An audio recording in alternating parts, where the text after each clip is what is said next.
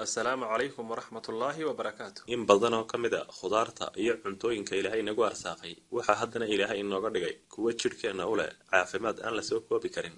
Midhaha rumaanku waxay ka mid yihiin khudaarta jidhkeenna u leh caafimaadka aan la soo koobi karin, hadday tahay in sharaabkiisa la cabo ama midhihiisa la cuno. waana midho dhadhankoodu uu soo jiidasho leeyahay. Rumaanku asalkiisii hore wuxuu ka bixi jiray dhulka imika la yidhaahdo Iiraan, inkastoo markii dambe beerashadiisu ay ku faaftay meelo badan oo adduunka ah.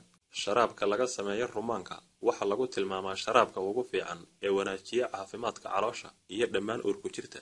Rumaanku wuxuu door weyn ka qaataa habaynta sonkorta ku jirta dhiigga, waxaana rumaanku nadiifiyaa dhiigga.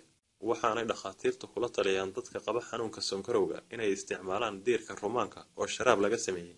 Rumaanku wuxuu ilaa xad ka hortagaa cilladaha keeni kara wadna istaagga, waxaanu door weyn ka qaataa inuu wadnuhu helo dhiigga uu u baahan yahay.